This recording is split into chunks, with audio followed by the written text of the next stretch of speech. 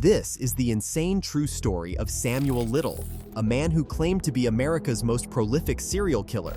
You're going to want to sit down for this one. So, Samuel Little was born in 1940, and his life started off pretty rough. His mother, reportedly a teenage prostitute, abandoned him, and he ended up being raised by his grandmother in Lorain, Ohio. From a young age, Little was in and out of trouble. He had a difficult time in school, partly because of discipline issues, and partly due to struggles with learning. By the time he was a teenager, he was already getting into trouble with the law. We're talking about stealing, fighting, and all sorts of petty crimes. But that was just the beginning. Fast forward to the 1970s, and Little had upped his game in the worst way possible. He wasn't just committing small crimes anymore. He was targeting vulnerable women, often those who were struggling with addiction or working as prostitutes. Little would meet them, gain their trust, and then do the unthinkable. Little's modus operandi was chilling.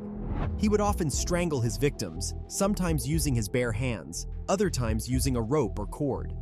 After killing them, he would dump their bodies in remote areas, making it difficult for police to find them.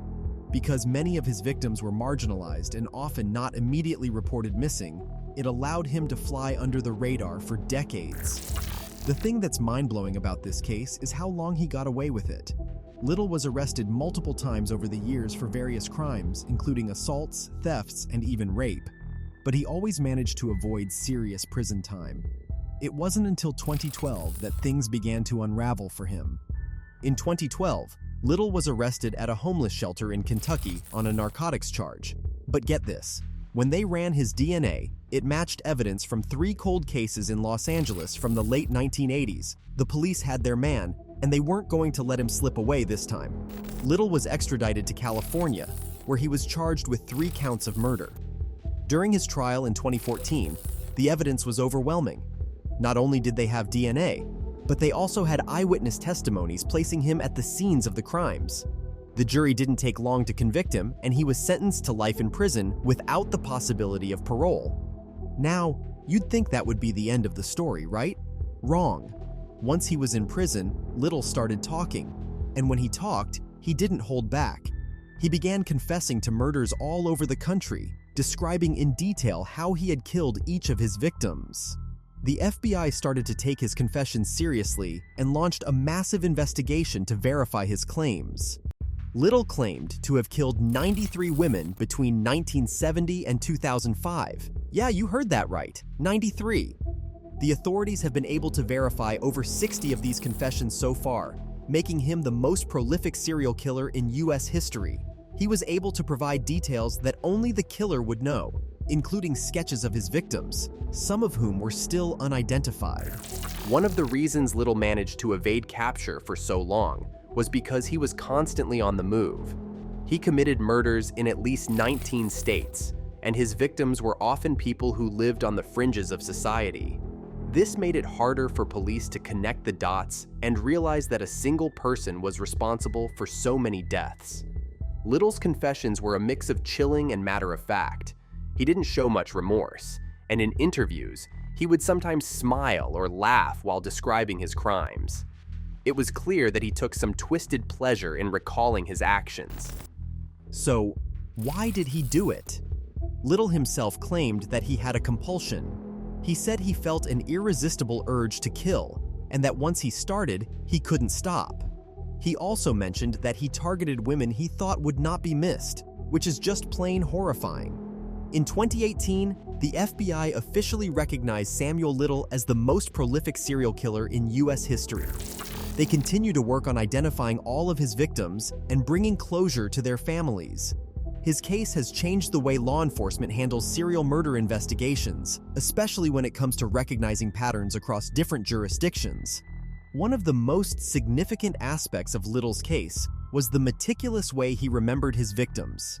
Even years after committing his crimes, he could recall specific details about each woman, where he met them, what they looked like, and how he killed them. Little even drew detailed sketches of many of his victims, which helped authorities match his confessions to unsolved cases. These sketches were hauntingly accurate, capturing the likenesses of women he had killed decades earlier. Little's ability to evade capture for so long can also be attributed to the era in which he committed his crimes.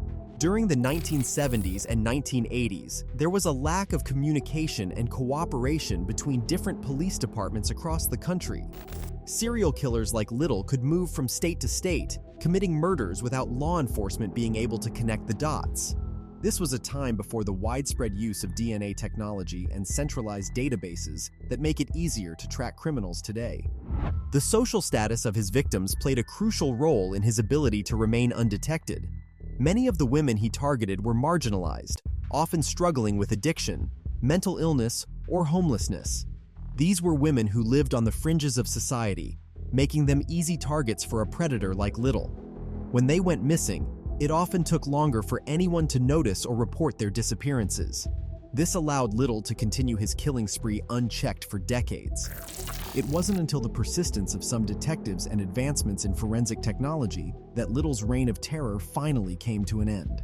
The DNA evidence that linked him to the 3 murders in Los Angeles was the breakthrough needed to bring him to justice. Once he was behind bars, the full extent of his crimes began to come to light. During his confessions, Little provided chilling insights into his mindset and methods. He described how he would charm his victims, often offering them rides or buying them drinks. Once he had gained their trust, he would strike. Little preferred strangulation because it allowed him to be in control and watch his victims die. This method also left fewer forensic clues, making it harder for authorities to link him to the crimes. Little's case has had a significant impact on how law enforcement approaches serial killer investigations today. The FBI's Violent Criminal Apprehension Program, VICAP, now plays a crucial role in tracking and connecting violent crimes across different jurisdictions. This centralized database allows police departments to share information and identify patterns that might otherwise go unnoticed. Additionally, Little's confessions have brought attention to the importance of solving cold cases and providing closure for the families of victims. Many of his victims had been unidentified for years, their families left wondering what had happened to their loved ones. By matching Little's confessions with unsolved cases, authorities have been able to give these families some measure of closure. Despite his confessions, Little showed little remorse for his actions. He often spoke about his crimes with a chilling detachment, as if recounting mundane events. In interviews, he would sometimes smile or laugh while describing his murders, showing a complete lack of empathy for his victims. This lack of remorse is a hallmark of psychopathy, a personality disorder characterized by a lack of empathy, remorse, and guilt. Samuel Little died in prison in December 2020 at the age of 80.